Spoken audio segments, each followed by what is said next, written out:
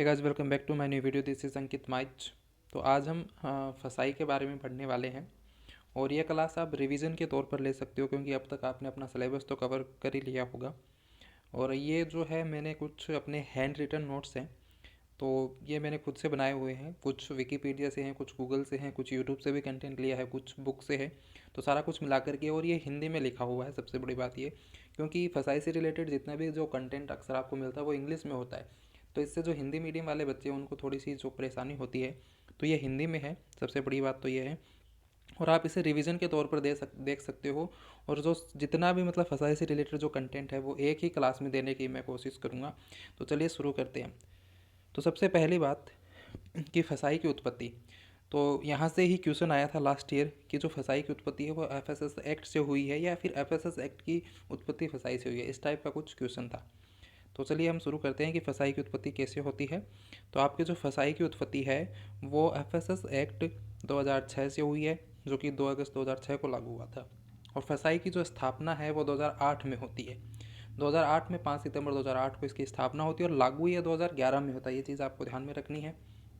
और जिस वक्त फसाई की स्थापना होती है उस वक्त जो आपके स्वास्थ्य और परिवार कल्याण मंत्री जो थे वो आपके अंबुमणि रामदास थे।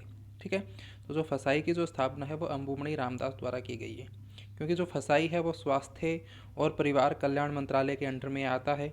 और जो फसाई का मुख्यालय है वो नई दिल्ली में है। फसाई का फुल फॉर्म क्या है? तो फसाई का फुल फॉर्म आपका है food safety and standards authority of India. और फसाई की मतलब ज़रूरत क्यों पड़ी? क्या फसाई से पहले कोई नियम कानून एक्ट नहीं थे खाने से रिलेटेड? तो फसाई से पहले भी बहुत सारे मतलब कानून थे।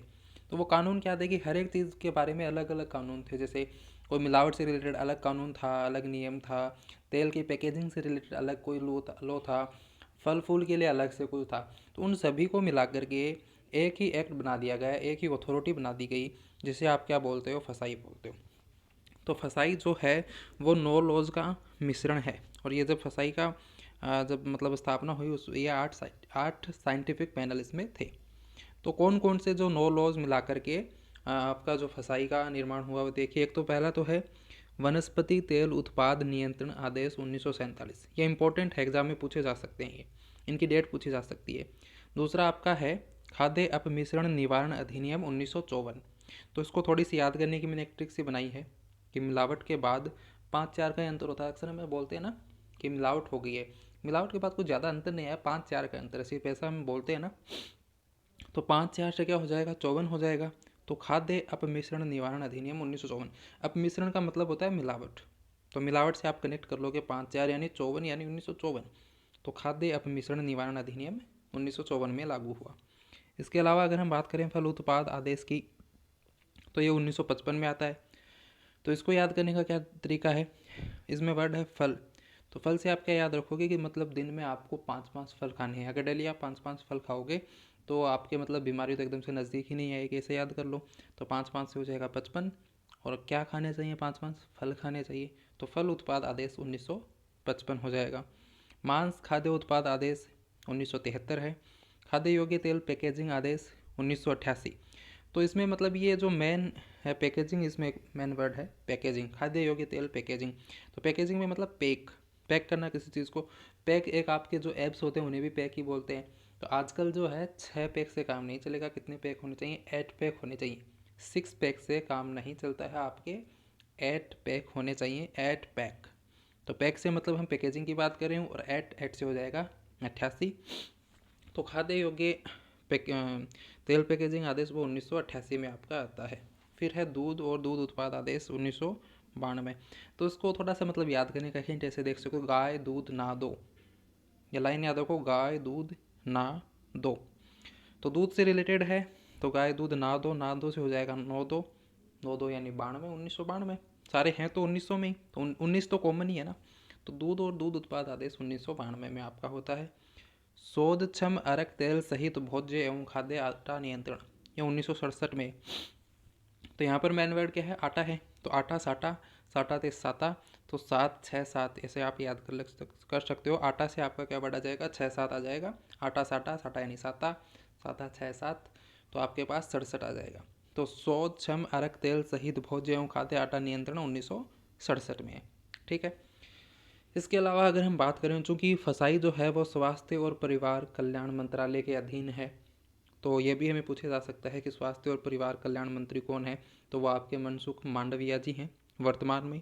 अगर पूछ ले कि जिस वक्त फसाई का निर्माण हुआ या स्थापना हुई यानी कि 2008 में स्वास्थ्य और परिवार कल्याण मंत्री कौन थे, तो वो थे अंबुमणि रामदोसी या रामदास, 2008 की अगर हम बात करें।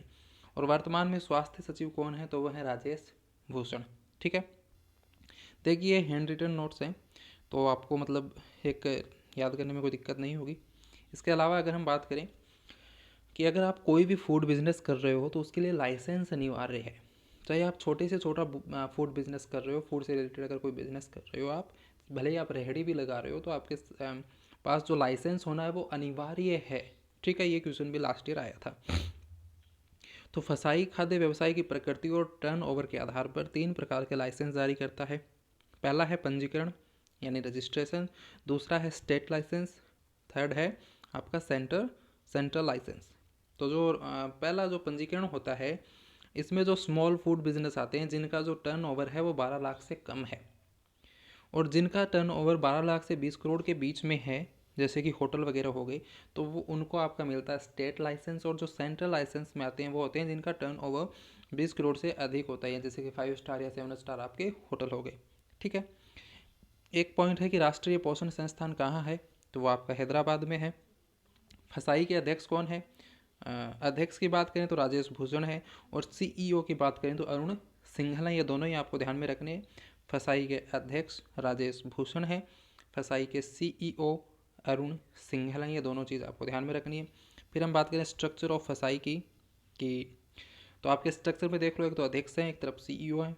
तो अध्यक्ष वर्तमान में कौन है, राजेश भूषण है। सीईओ कौन है वर्तमान में, अरुण सिंघल हैं। अध्यक्ष की नियुक्ति कौन करता है, भारत सरकार द्वारा होती है। सीईओ की नियुक्ति के लिए 3 समिति होती हैं, एक वैज्ञानिक पैनल होता है, वैज्ञानिक समिति होती है, केंद्रीय सलाहकार समिति होती है, और अध्यक्ष की नियुक्ति भारत सरकार करता ही है। अध्यक्ष का जो कार्यकाल है वो आपका 3 साल होता है। और यहाँ पर एक 22 सदस्यीय कमेटी होती है अध्यक्ष के सहित, जिसमें 1/3 महिलाएं होती हैं, यानी कम से कम 7 महिलाएं होनी चाहिए उन 22 सदस्यों में से। इनकी नियुक्ति केंद्र सरकार करता है इन 22 सदस्यों की। इनमें से जो 7 सदस्य हैं ना, मतलब 22 में से 7 तो महिलाएं हो गई, बचे कितने, 15 में से 7 सदस्य पदेन सदस्य होने चाहिए, यानी कि एक्स ऑफिशियो मेंबर होने चाहिए। और उन 7 एक्स ऑफिशियो मेंबर की नियुक्ति कौन करता है, एफएसएस एक्ट 2006 के तहत एक समिति होती है, वो इनकी नियुक्ति करती है। ठीक है, आगे चलते हैं। मैं रिवीजन करवा रहा हूँ, क्योंकि मैं ये मान के चल रहा हूँ कि अब तक आप लोग पढ़ चुके होंगे कहीं पर से भी। तो अगर आपने ऑलरेडी पढ़ लिया है और फिर इस वीडियो को देख रहे हो, तो डेफिनेटली आपके मतलब बहुत ही काम का सिद्ध होने वाला है, क्योंकि इसमें जस्ट रिवीजन है। मैंने अपने नोट्स बनाए, मैं टीचर नहीं हूँ, मैं खुद भी स्टूडेंट हूँ, मैं खुद भी इसकी तैयारी कर रहा हूँ असिस्टेंट की। तो मैंने भी कहीं ना कहीं से नोट्स का मतलब कुछ कंटेंट यूट्यूब से है, कुछ गूगल से है, कुछ विकीपीडिया से है, कुछ बुक से है, ऐसे करके, और मैंने अपनी लैंग्वेज में, खुद की लैंग्वेज में बनाया है। तो ये आपको मतलब थोड़ा सा ईजी लगेगा, इसलिए मैंने सोचा कि मैं भी आप लोगों के साथ ये शेयर करूँ। तो NABL, तो NABL क्या होता है, पहले तो हम देख लेते हैं कि NABL की फुल फॉर्म क्या है। तो NABL की जो फुल फॉर्म है वो है national accreditation board for testing and calibration laboratories. Hindi में अगर हम बात करें तो राष्ट्रीय परीक्षण और अंश शोधन प्रयोगशाला प्रत्यायन बोर्ड। तो इसकी फुल फॉर्म से कुछ आइडिया हो रहा है आपको, यहाँ पर एक वर्ड आ रहा है टेस्टिंग, आ रहा है ना। तो NABL में इसकी मतलब टेस्टिंग वर्ड आ रहा है, यानी कि इसका जो मेन काम होता है ना NABL का, वो जो खाद्य पदार्थ होते हैं उनके सैंपल का पहली बार NABL ही टेस्ट करता है। यानी जो भी खाद्य पदार्थ है उनके टेस्टिंग से रिलेटेड जो काम है वो आपका NABL का होता है। ठीक है, NABL की जो स्थापना है वो 2012 में होती है, मुख्यालय इसका गुरुग्राम में। इतनी सी बात आपको इसके बारे में ध्यान रखनी है। इसकी फुल फॉर्म आपको ज़रूर ध्यान रखनी है, क्योंकि बहुत सारी ऐसे जो प्रोग्राम है जिनके फुल फॉर्म बहुत ज़्यादा पूछे जाएंगे, 1 या 2 आपके फुल फॉर्म आएंगे, तो इन सबके फुल फॉर्म आपको ज़रूर से याद रखने हैं, और इनका काम क्या है, मेन काम क्या है, वो आपको ध्यान में रखना है। फिर आता है 2013 की अगर हम बात करें, तो एक दृश्यता बढ़ाना यानी इनहांसिंग विजिबिलिटी, यानी कि खाद्य पैकेजों पर लोगो और लाइसेंस नंबर लगाना आवश्यक है, ये अनिवार्य कर दिया है 2013 से, कि जो भी आपका खाने से रिलेटेड जैसे चिप्स हो गया, बिस्किट हो गया, कोई भी चीज़ है, तो उसका जो पैकेज है ना उस पर लोगो होना चाहिए फसाई का, और लाइसेंस नंबर होने चाहिए। अगर ये दोनों चीज़ हैं तो हम उस पर विश्वास कर सकते हैं जो भी प्रोडक्ट है कि हाँ भाई ये वेरीफाई प्रोडक्ट है। तो ये दृश्यता बढ़ाना यानी इन्हांसिंग विजिबिलिटी के लिए ये ज़रूरी हो जाता है। अब अगर हम बात करें लाइसेंस नंबर की, तो लाइसेंस नंबर 14 अंकों के होते हैं, जिसमें से पहला अंक जो है वो फसाई का रजिस्ट्रेशन है। उसके आगे के 2 अंक हैं वो स्टेट के कोड को दिखाते हैं। उसके आगे के 2 कोड हैं वो ईयर को दर्शाते हैं, यानी कौन से साल है। जैसे वर्तमान में 22 है तो वहाँ पर 22 आ जाएगा 19 की जगह। उसके आगे के 3 कोड जो हैं वो ऑफिसर के कोड को दर्शाते हैं, और उसके आगे के जो 6 नंबर हैं वो सीरियल नंबर दर्शाते हैं, किसके? फूड ऑपरेटर के। ठीक है। इसके अलावा आपकी एक और चीज़ आई थी 2018 में, one nation one food law आया था। इसके बारे में भी आपको पता होना चाहिए। और पहली राष्ट्रीय खाद्य प्रयोगशाला जो है वो गाजियाबाद में है और 2018 में बनी है। और कुछ आपके चैटबॉट हैं, first artificial intelligence powered chatbot. तो एक तो फूड गुरु है और एक फूड फंडा है, तो ये भी आपको ध्यान में रखना है, ये तो चैटबॉट है। ठीक है। इसके अलावा अगर हम बात करें कि फेमस केसेस ऑफ फसाई, तो फसाई के फेमस केस कौन कौन से हैं? एक तो आपको पता ही है कि भाई मैगी बैन हुई थी, तो वो भी फूड से रिलेटेड ही तो है। तो मैगी वाला क्यों बैन हुआ था? वो नेस्ले की जो मैगी थी वो बैन हुई थी ना कुछ वक्त के लिए, क्यों हुई थी? क्योंकि उसमें लेड की मात्रा पाई गई थी, तो इस वजह से उसको बैन किया गया था। और एक आपने सुना होगा कैडबरी वाला, तो कैडबरी वाला केस आपने सुना होगा कि कैडबरी वाले जो थे वो जो आता था कि वो पैकेज जो थे वो चीज़ एक मतलब फुली पैकेज्ड नहीं थी, वो पैकेज ढंग से नहीं हुई थी, वो कहीं से थोड़ा सा खुला रह गया था, इस वजह से उसमें एक कीड़ा पाया गया था। तो वो भी एक केस है कैडबरी वाला, उसमें कीड़ा पाया गया था पैकेज में, इसका मतलब उसकी पैकेजिंग जो है वो ढंग से नहीं हुई थी। तो ये 2 केसेस हैं फसाई के। इसके अलावा अगर हम बात करें फसाई की पहल की, तो एक तो आपका हेड अटैक रिवाइंड है, फसाई चिप्स है, स्वस्थ भारतीय यात्रा है। और सबसे इम्पोर्टेंट बात, ये मतलब करंट का क्वेश्चन है, बड़ा इंपॉर्टेंट है ये, कि भारत 2022 तक ट्रांस फैट फ्री हो जाएगा। ये करंट का भी क्वेश्चन है, इसको ध्यान में रख लेना कि भारत 2022 तक ट्रांस फैट फ्री हो जाएगा, ये चीज़ आपको ध्यान में रखनी है। इसके अलावा अगर हम बात करें तो ये भी करंट का क्वेश्चन है कि 2 सितंबर 2021 को फसाई ने ईट राइट स्टेशन के तहत चंडीगढ़ रेलवे स्टेशन को 5 स्टार सर्टिफिकेट दिया। तो क्वेश्चन आ सकता है कि 2 सितंबर 2021 को फसाई ने ईट राइट स्टेशन के तहत कौन से रेलवे स्टेशन को 5 स्टार सर्टिफिकेट दिया? तो वो हो जाएगा चंडीगढ़ रेलवे स्टेशन को। ठीक है। एक नीचे मैंने एम लिख दिया कि EOI का फुल फॉर्म क्या होता है, तो वो होता है एक्सप्रेशन ऑफ इंटरेस्ट, तो ये भी आप थोड़ा सा ध्यान में रख लेना। इसके अलावा अगर हम बात करें कुछ मतलब भाई फसाई है तो उसमें कुछ ऑफिसर भी होंगे, तो उनकी रैंक क्या है, सबसे ऊपर कौन है, फिर उसके बाद कौन है, फिर उसके बाद कौन है। तो ये 2 तरीके से होते हैं, तो सेंट्रल में होते हैं, एक स्टेट लेवल पर होते हैं। तो इनको ध्यान रखना, जैसे आप थोड़ी सी एक ट्रिक बनाई है मैंने इनको याद रखने की। तो ट्रिक क्या है, जैसे आप ABCD पढ़ते हो तो वैसे ही आपको ध्यान में क्या रखना है, CDE को उठा दो फिर F, CDF, एक आपको वर्ड ध्यान में रखना है CDF, जो कि मैंने यहाँ पर लिखा हुआ है CDF। तो C से क्या हो जाएगा, C से आपका हो जाएगा कमिश्नर ऑफ फूड सेफ्टी यानी CEO। फिर D है, D से डेजिग्नेटेड ऑफिसर हो जाएगा। फिर F से फूड सेफ्टी ऑफिसर हो जाएगा। अगर वो सेंटर में है तो उसके आगे सेंट्रल वर्ड भी लग जाएगा। तो ये इनका क्रम है, सबसे ऊपर होता है कमिश्नर ऑफ फूड सेफ्टी यानी CEO, उसके बाद होता है डेजिग्नेटेड ऑफिसर, उसके बाद होता है फूड सेफ्टी ऑफिसर। तो ये थोड़ा सा मैंने ट्रिक से बता दिया, तो इसको आपको ध्यान में रख लेना है। सेंट्रल की अगर बात करें तो सबसे ऊपर CEO होता है, उसके बाद फिर सेंट्रल डेजिग्नेटेड ऑफिसर, उसके बाद central food safety officer. State या UT की बात करें तो वहाँ पर भी कमिश्नर ऑफ फूड सेफ्टी होता है, उसके बाद डेजिग्नेटेड ऑफिसर, उसके बाद फूड सेफ्टी ऑफिसर होता है, और उसके बाद फूड एनालिस्ट होता है। ये आपको ध्यान में रखना है। इसके बाद अगर हम बात करें कि कमिश्नर ऑफ फूड सेफ्टी, जिसे हम शॉर्ट में CFS भी बोल सकते हैं, तो ये क्या होता है, कौन इसकी नियुक्ति करता है? तो जो CFS है इसकी नियुक्ति राज्य सरकार करता है सेक्शन 30 के तहत। इनका रैंक राज्य सरकार के सचिव से नीचा ना हो, यानी जो CFS की रैंक है वो राज्य सरकार का जो सचिव है उसके बराबर होनी चाहिए। और CFS की जो CEO है वो पावर देता है सेक्शन 10 के तहत। ठीक है। इसके अलावा अगर हम बात करें कि power and duties of CFS, तो दूषित खाने को 1 साल के लिए ये बैन कर सकते हैं, फूड इंडस्ट्री यूनिट का सर्वे कर सकते हैं, ट्रेनिंग प्रोग्राम भी ये ऑर्गेनाइज कर सकते हैं। भाई इतना बड़ा मतलब एक पद है तो ये कोई भी प्रोग्राम ऑर्गेनाइज तो कर सकते हैं। फिर उसके बाद बात करें हम डेजिग्नेटेड ऑफिसर की नियुक्ति कौन करता है, CFS करता है सेक्शन 36 के तहत। जिला और ब्लॉक स्तर पर ये होते हैं, ये फुल टाइम ऑफिसर होते हैं और इनका जो रैंक है ना वो सब डिविजनल ऑफिसर के बराबर होता है।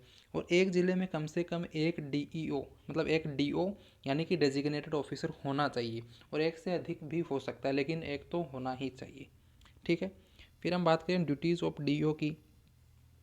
तो देखो इनका काम क्या होता है, लाइसेंस जारी व रद्द करना, दूषित खाद्य को रखने वाली सेल को बैन भी कर सकते हैं, और खाद्य रिपोर्ट का विश्लेषण करना, ये इनके काम होते हैं। फिर आता है आपका फूड सेफ्टी ऑफिसर, जिसे शॉर्ट में हम क्या बोलते हैं, एफएसओ बोलते हैं। तो इसकी नियुक्ति सीएफएस द्वारा होती है, सेक्शन 37 के तहत होती है और ये लोकल एरियाज़ में होता है। इसके बाद आता है आपका फूड एनालिस्ट एफए, इसकी जो नियुक्ति है वो भी सीएफएस ही करता है, सेक्शन 45 के तहत करता है। और अलग अलग खाने के लिए अलग अलग फूड एनालिस्ट होते हैं, मतलब ज़रूरी नहीं कि एक खाने के मतलब सभी खाने के लिए एक ही फूड एनालिस्ट हो, हर तरह के खाने के लिए अलग अलग फूड एनालिस्ट होते हैं। ठीक है, उसके बाद आता है आपका निर्णायक अधिकारी। तो नाम से स्पष्ट है कि भाई ये एक जज की तरह ही काम करता है निर्णायक, तो क्योंकि निर्णय तो जज ही करता है। इसके बाद अगर हम बात करें फूड लैब की, देखो मैं जल्दी जल्दी इसलिए पढ़ा रहा हूँ क्योंकि मैं सारा कुछ एक ही वीडियो में कवर करने वाला हूँ और ये रिवीजन क्लास है, क्योंकि मैं मानकर चल रहा हूँ कि आप ऑलरेडी पढ़ चुके हो, सिलेबस आपने कवर कर लिया है अब तक। ठीक है, तो रिवीजन के लिहाज से इस क्लास को देखना है। तो ये सब पढ़ा हुआ तो है ही आपका, बस एक रिवीजन के तौर पर देखो इसे। तो फूड लैब जो हैं 4 प्रकार की होती हैं। एक आपकी प्राइमरी फूड लैब है, उसके बाद नेशनल फूड लैब है, फिर रेफरल फूड लैब है और नेशनल रेफरेंस लैब है। फिर आपका एक प्रोग्राम चला था फूड सेफ्टी ऑन व्हील्स, जो कि 25 नवंबर 2021 को इसकी शुरुआत की गई थी, फूड सेफ्टी ऑन व्हील्स की, और 12 फूड सेफ्टी ऑन व्हील्स की शुरुआत की गई थी। और ये भी स्वास्थ्य और परिवार कल्याण मंत्री के द्वारा शुरू की गई थी। और स्वास्थ्य और परिवार कल्याण मंत्री आपको पता ही है, मैंने शुरू में आपको बता दिया था, मनसुख मांडविया जी हैं आपके। फिर एक और आता है BIS। तो BIS का फुल फॉर्म क्या होता है, तो BIS का फुल फॉर्म होता है ब्यूरो ऑफ इंडियन स्टैंडर्ड्स। इसकी स्थापना BIS एक्ट 1986 के तहत होती है और ये लागू 23 दिसंबर 1986 को होता है। और अभी वर्तमान में एक नया BIS एक्ट भी आ चुका है, जो कि 2016 को आया था, लागू 2017 में हुआ था। और ये जो BIS है ये उपभोक्ता मामले, खाद्य और सार्वजनिक वितरण मंत्रालय के तहत आता है। इसके जो मंत्री हैं वो पीयूष गोयल जी हैं, राज्य मंत्री अश्विनी कुमार चौबे और साध्वी निरंजन ज्योति हैं, और इसका जो मुख्यालय है वो आपका नई दिल्ली में है।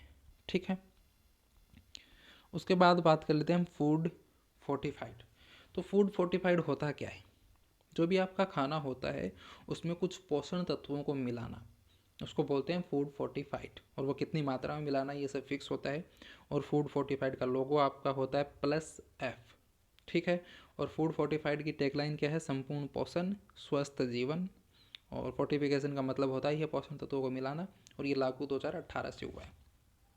ठीक है, तो ये बहुत ही शॉर्ट नोट्स हैं, बड़े ही कामगर होंगे आपके, बहुत ही कम टाइम में आप अपना इसका जो है रिवीजन कर लोगे। फिर आता है EIC। तो EIC का फुल फॉर्म होता है official export certification body of India, और ये वाणिज्य मंत्रालय के तहत आता है। उसके बाद है जैविक खाद्य, तो इसकी टैगलाइन है जैविक भारत। और भारत का 100% जैविक राज्य कौन सा है, सिक्किम है, और ये लागू 2017 में होता है। ठीक है, एक चीज़ आपने नोट की, खैर आगे बताऊँगा मैं। अपेडा, अपेडा का आप क्या, अपेडा एम्पेडा क्या होते हैं, ये भी बड़ा इंपॉर्टेंट है। तो देखो अपेडा का फुल फॉर्म होता है agricultural and processed food products export development authority. और ये कृषि, इसका हिंदी में अगर हम बात करें मीनिंग तो वो हो जाएगा कृषि और प्रसंस्कृत खाद्य उत्पाद निर्यात विकास प्राधिकरण। अपेडा की स्थापना 1985 में होती है और ये वाणिज्य मंत्रालय के तहत आता है। ओहो, ये क्या हो गया, कोई नहीं कोई नहीं,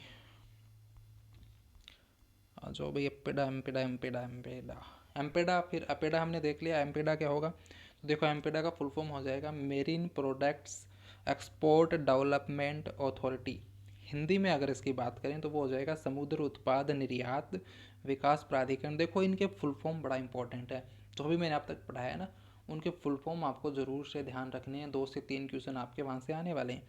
तो एम्पेडा का फुल फॉर्म क्या हो जाएगा, marine products export development authority. ठीक है, लागू 20 अप्रैल 1972 को होता है, मुख्यालय इसका कोची में है। ठीक है, इसके बाद एक चीज़ है फ्रंट ऑफ पैक लेबलिंग, ये भी बड़ा इंपॉर्टेंट है।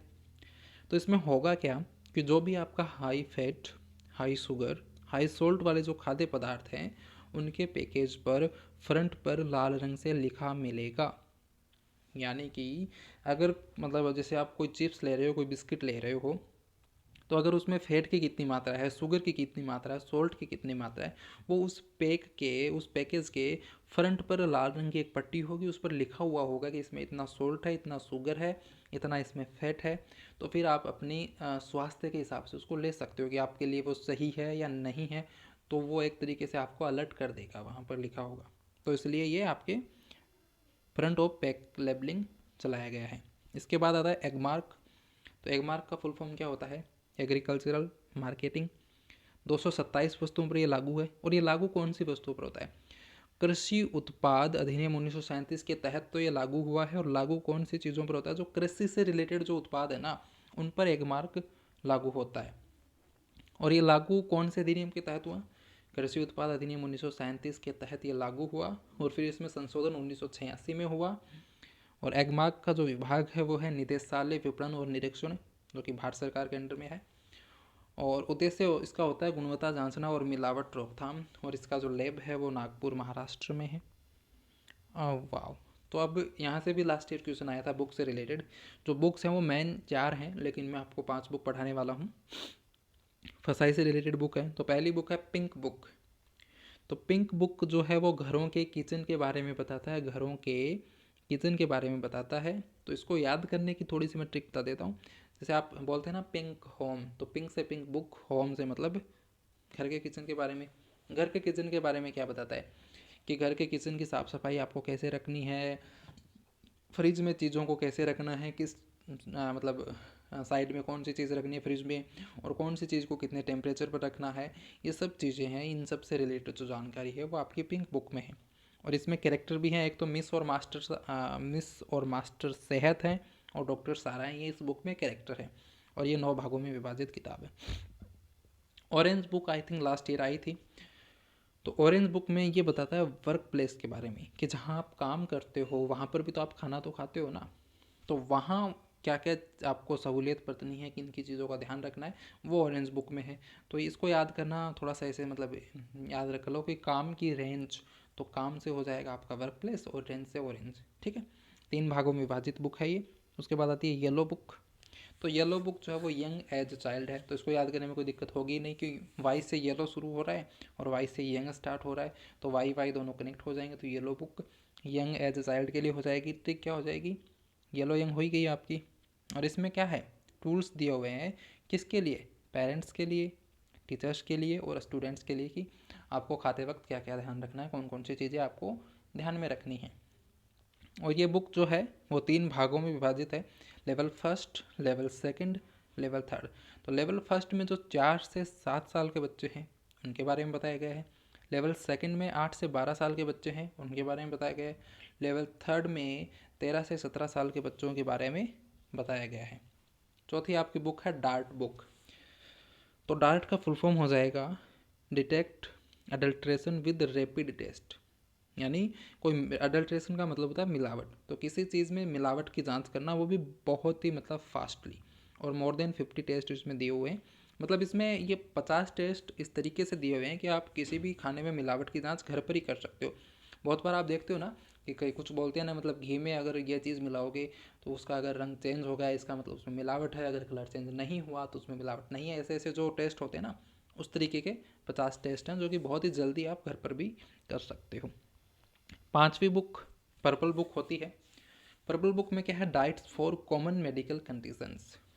यानी कि अगर आप थोड़े मतलब बीमार हो तो आपको किस तरीके की डाइट लेनी चाहिए, या कौन सी बीमारी में कौन सी डाइट लेनी चाहिए, वो आपकी पर्पल बुक में है। ठीक है। इसके बाद बहुत सारे कैंपेन आपके चलाए हुए हैं। Eat right India. तो ईट राइट इंडिया के 3 स्तंभ हैं: ईट हेल्दी, ईट सेफ, ईट सस्टेनेबली। सस्टेनेबल का मतलब होता है टिकाऊ। ईट राइट इंडिया की शुरुआत आपकी 10 जुलाई 2018 को होती है। और ईट राइट इंडिया का जो टैगलाइन है वो है सही भोजन बेहतर जीवन। ठीक है। और ईट राइट इंडिया का जो लोगो है ना, उसमें 6 रंग हैं, और उसको बोलते हैं इंडियन थाली, या जो इंडियन थाली को प्रदर्शित करता है। यानी हमारे इंडियन थाली में कौन कौन से जो पोषक तत्व या कौन कौन सा खाना होना चाहिए, ये दर्शाता है ईट राइट इंडिया। तो ये 6 रंग कौन कौन से हैं? इसमें एक पीला रंग है, हरा है, भूरा है, गहरा नीला है, बैंगनी है, हल्का नीला है। और ये रंग किन किन चीज़ों को दर्शाते हैं वो थोड़ा सा हम ट्रिक से देखेंगे, क्योंकि मतलब पीला रंग जो है वो दाल और अनाज को दर्शाता है। तो देखो दाल पीली ही होती है, तो याद करने में कोई दिक्कत नहीं होगी। और सबसे अधिक मात्रा में हमें सेवन भी दाल और अनाज का ही करना है, ठीक है। हरा रंग फल व सब्जी को दर्शाता है, तो फल और सब्जी हरे ही होते हैं, याद करने में कोई दिक्कत नहीं होगी। भूरा आपका मांस, मछली और पोल्ट्री को दर्शाता है, तो मांस आपका कुछ कुछ भूरे रंग का ही होता है। गहरा नीला दूध और दूध उत्पाद को दर्शाता है। बैंगनी रंग जो है वो उच्च वसा व चीनी वाले खाद्य व पेयजल को दर्शाता है। और हल्का नीला पानी को दर्शाता है, और पानी का रंग भी हल्का नीला ही होता है अगर आप देखोगे समुद्र के पानी को। तो ये तो याद करने में कोई दिक्कत होगी नहीं। इसके अलावा आयुष्मान भारत, इसकी शुरुआत 23 सितंबर 2018 को होती है स्वास्थ्य और परिवार कल्याण मंत्रालय के तहत। अब देख रहे होंगे मोस्टली जो चीज़ें हैं वो 2018 में शुरू हुई हैं, लगभग अब जब मतलब जितना हम पढ़ चुके हैं उसमें। और ये कौन से मंत्रालय के अधीन आते हैं? स्वास्थ्य और परिवार कल्याण मंत्रालय के अधीन ही आते हैं मोस्टली। क्यों? क्योंकि एक खाना से रिलेटेड है ना, तो खाना स्वास्थ्य से रिलेटेड हो गया, तो इसलिए ये वहाँ से है। फिर हम बात करें पोषण अभियान की, तो पोषण अभियान की शुरुआत 8 मार्च 2018 को होती है। मोदी जी के द्वारा इसकी शुरुआत की गई, झुंझुनू से इसकी शुरुआत हुई। टैगलाइन है इसका सही पोषण देश रोशन, ठीक है। और पोषण का भी फुल फॉर्म होता है, पोषण का फुल फॉर्म क्या है? PM's over arching scheme for holistic nourishment, ये पोषण का फुल फॉर्म है, ठीक है। फिर है एनीमिया मुक्त भारत, शॉर्ट में अगर हम बोलें तो AMB, शुरुआत 2018 से हुई है। स्वास्थ्य और परिवार कल्याण मंत्रालय और यूनिसेफ के तहत इसकी शुरुआत होती है। और टॉप स्टेट इन AMP यानी एनीमिया मुक्त भारत में सबसे ऊपर कौन है? MP है, उसके बाद ओडिशा है, उसके बाद हिमाचल प्रदेश है। स्वच्छ भारत की शुरुआत 2 अक्टूबर 2014 को होती ही है आपकी, ये तो बताने वाली कोई बात थी नहीं। फिर है ईट राइट इंडिया का विजन है 2050 तक safe and healthy food provide करना, तो ये करंट का क्वेश्चन हो जाता है। ईट राइट इंडिया का विजन है 2050 तक safe and healthy food provide करवाना। पोषण माह है आपका कब मनाया जाता है? सितंबर में मनाया जाता है, या सितंबर महीने को पोषण माह के रूप में मनाते हैं, और इसकी शुरुआत 2019 से ही हुई है। और एक और करंट का क्वेश्चन आ गया कि अगर सरकार स्वस्थ भोजन प्रदान करे तो 2025 तक 3.7 मिलियन डेथ्स बचाई जा सकती हैं, ऐसा WHO ने कहा है। देखिए कितना फ़र्क पड़ेगा अगर आप स्वस्थ भोजन करोगे तो, ठीक है। इसके बाद आपका आता है ईट राइट मेला, जो कि 14 से 16 दिसंबर के बीच मनाया जाता है, और 2018 में इसकी शुरुआत की गई थी। दिल्ली में इसकी शुरुआत होती है, दिल्ली में ये मेला लगता है ईट राइट मेला, वैसे ये कोई मेला नहीं है। और ये इसका मेन मकसद क्या है? ट्रिब्यूट टू महात्मा गांधी, महात्मा गांधी को ट्रिब्यूट दिया जाता है। फिर आपका भारत 2022 तक ट्रांस फैट फ्री हो जाएगा, ये बड़ा इंपॉर्टेंट है, ये मैं आपको पहले भी बता चुका हूँ। और विश्व जो है वो 2023 तक ट्रांस फैट फ्री हो जाएगा। फिर आपका है हेड अटैक रिवाइंड, लागू 30 नवंबर 2018 को होता है। इसमें है क्या? इसमें एक 30 सेकंड का वीडियो है जो कि 17 लैंग्वेज में है, वो आपको कुछ फूड से रिलेटेड चीज़ें आपको उसमें मिलती हैं। फिर दो चीज़ें हैं नेट प्रोफेन और नेट स्कोफेन, बड़ी इंपॉर्टेंट है, इनकी फुल फॉर्म बहुत बार पूछी जाती है। तो नेट प्रोफेन की जो फुल फॉर्म है वो है network of professionals of food and nutritions, और नेट स्कोफेन की जो फुल फॉर्म है वो network of scientific cooperation for food safety and applied nutrition. एक आपका जो है कि सेव फूड शेयर फूड, ये भी कैंपेन चला हुआ है कि मतलब जिसके पास ज़्यादा खाना है वो खाने को बचाए और गरीबों में बांटे। यानी आपके पास अगर खाना ज़्यादा है तो उसको सेव कीजिए, फिर उसको शेयर कीजिए गरीबों के साथ, जिसको एक्चुअल में खाने की ज़रूरत है, बजाय उसके फेंकने को, ठीक है। फिर है कि फसाई को 2018 में सेव फूड शेयर फूड के लिए स्कोच प्लेटिनम अवार्ड से सम्मानित किया गया था, तो ये भी एक करंट का क्वेश्चन हो जाएगा आपका। फिर आता आपका रुको, तो रुको क्या है? रुको की फुल फॉर्म क्या है? तो रुको की फुल फॉर्म है repurpose used cooking oil. Repurpose used cooking oil मतलब जो ऑलरेडी आप कुकिंग जो ऑयल है उसको यूज़ कर दिए हो, उसके बाद उसका कोई यूज़ हो सकता है क्या, इस तरीके से। तो देखिए इसको बायोडीजल बनाया जा सकता है इसका, और इसकी स्थापना 4 सितंबर 2018 को गुजरात में हुई। और इसकी ज़रूरत क्यों पड़ी आपको, है ना? तो देखो पहले होता क्या था, मैं इसको थोड़ा सा आपको समझा देता हूँ। जैसे बड़े बड़े होटल हैं, उन्होंने कोई कुकिंग ऑयल है वो यूज़ कर लिया, मतलब मान लीजिए कि उन्होंने समोसे तल लिए। अब समोसे तल लिए तो कढ़ाई में तेल डाला, उसमें समोसे उन्होंने तल लिए, तो फिर कढ़ाई में तेल तो बचेगा ना कुछ, तो उस तेल का वो क्या करेंगे?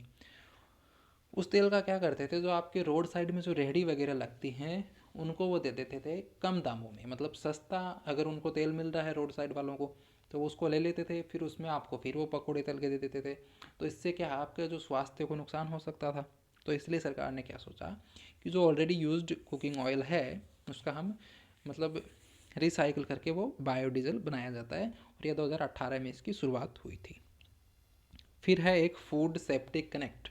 तो ये आपका ऑनलाइन पोर्टल है जहाँ पर आप शिकायत दर्ज करवा सकते हो, उपभोक्ता वहाँ पर शिकायत दर्ज करा सकते हैं। तो फूड सेफ्टी कनेक्ट एक ऑनलाइन पोर्टल है, ठीक है। इसके बाद आता है आपका फोस्टेक। तो फोस्टेक का फुल फॉर्म क्या है? Food safety training and certification. Training लेने के बाद आप फूड सेफ्टी सुपरवाइज़र कहलाएंगे। अगर आप ट्रेनिंग ले लोगे तो आप फूड सेफ्टी सुपरवाइज़र हो जाओगे। और 25 फूड हैंडलर्स पर वन फूड सेफ्टी सुपरवाइज़र आपका होता है, ठीक है ना। फिर आता है आपका ईट राइट कैंपस, शॉर्ट में जिसे ERC भी बोल सकते हो। तो ERC सर्टिफिकेट 2 ईयर के लिए वैलिड होता है। उसके बाद आता है आपका फस्कान। तो फस्कान का फुल फॉर्म होता है food safety and knowledge assimilation network. Assimilation का मतलब होता है मिलाना। और FSS एक्ट 2006 के सेक्शन 16E के तहत फस्कान आपका लागू होता है। तो इसकी भी एक छोटी सी ट्रिक है, मैंने याद करने के लिए बनाई है। फस्कान समथिंग लाइक, ये मतलब थोड़ा थोड़ा साउंड दे रहा है ना, मुस्कान जैसा। और 16E, तो एक लाइन याद रख लो कि मुस्कान जो है वो 16 ईयर की है, तो मुस्कान से हो जाएगा फस्कान, 16 ईयर से हो जाएगा ई, तो सेक्शन 16E के तहत लागू होता है। ऐसा थोड़ा सा आप याद कर लोगे तो भूलोगे नहीं। फिर आता है FSS एक्ट 2006 में 101 सेक्शन तथा 12 चैप्टर हैं।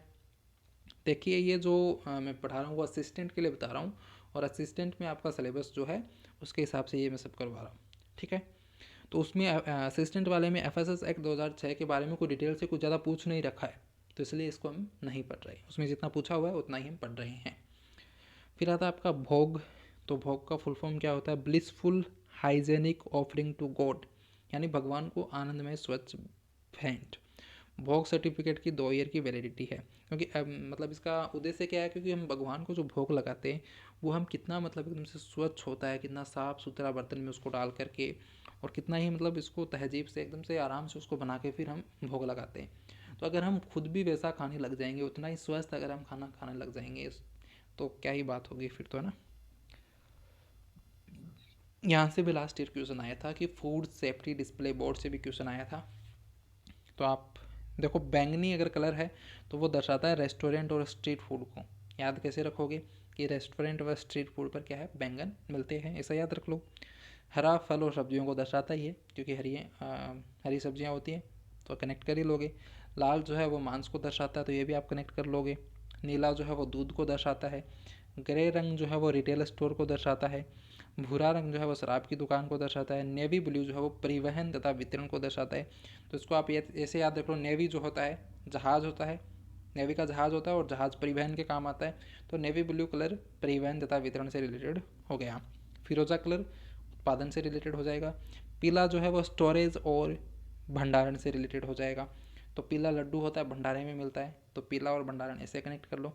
या फिर मोबाइल तो आप सब चलाते हो, तो आपका जो फाइल मैनेजर होता है जहाँ पर आप चीज़ों को स्टोर करके रखते हो वो पीले रंग का होता है, तो वहाँ से भी आप स्टोरेज को और पीले रंग को कनेक्ट कर सकते हो, ठीक है। देखो मैंने कितनी शानदार ट्रिक बता दी आपको चीज़ों को याद करने की, और बहुत ही कम टाइम में आपका रिवीजन हो जाएगा, 1 घंटे से भी कम में हो जाएगा आई थिंक।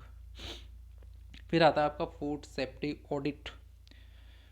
तो ऑडिट का मतलब क्या होता है? तो ऑडिट का अगर सीधे शब्दों में कहूँ तो हिसाब किताब की जांच करना इसका मतलब होता है, ठीक है। ये हिंदी में जो लिखा है वो आप पढ़ लेना वीडियो को पॉज करके, इतना इंपॉर्टेंट है नहीं। Types of audit. तो ऑडिट 2 प्रकार का होता है, एक होता है इंटरनल ऑडिट, एक होता है एक्सटर्नल ऑडिट। इंटरनल ऑडिट में कौन आता है? फर्स्ट पार्टी ऑडिट आता है, और एक्सटर्नल ऑडिट में सेकंड पार्टी ऑडिट और थर्ड पार्टी ऑडिट आता है। तो फर्स्ट पार्टी ऑडिट क्या होता है, इसी एक संगठन के भीतर ही होता है, एक ऑर्गेनाइजेशन के भीतर ही होता है, उस संगठन के सदस्य ही उसमें ऑडिट करते हैं। सेकंड पार्टी ऑडिट में क्या होता है, जो आपके आपूर्तिकर्ता होते हैं, जो उप ठेकेदार होते हैं, उनके द्वारा ऑडिट किया जाता है।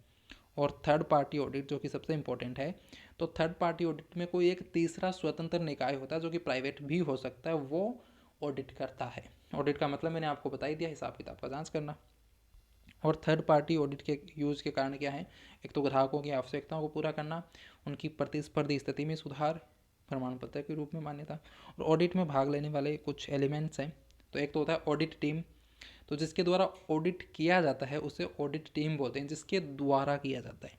ऑडिटी जिसके ऊपर ऑडिट किया जाता है, और एक होता है ऑडिट एलिमेंट्स। ठीक है, तो ये कुछ आई थिंक इतना ही है। तो आपका फसाई से रिलेटेड था, ये 17 पन्नों में मैंने कंप्लीट करवा दिया, और 1 घंटे से भी शायद कम ही टाइम लगा है।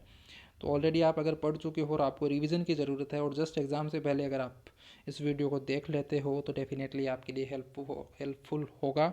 और ये मेरे खुद के नोट्स बनाए हुए हैं, क्योंकि मैं खुद भी इसकी तैयारी कर रहा हूँ, तो ये सही ही है, मतलब यूट्यूब से भी लिए हुए हैं, गूगल से, हर जगह से मैंने लिया है। और अगर वीडियो पसंद आया है तो वीडियो को लाइक करना, चैनल पर नए हो तो चैनल को सब्सक्राइब करना। मिलते हैं नेक्स्ट वीडियो में। Thank you so much for watching, bye.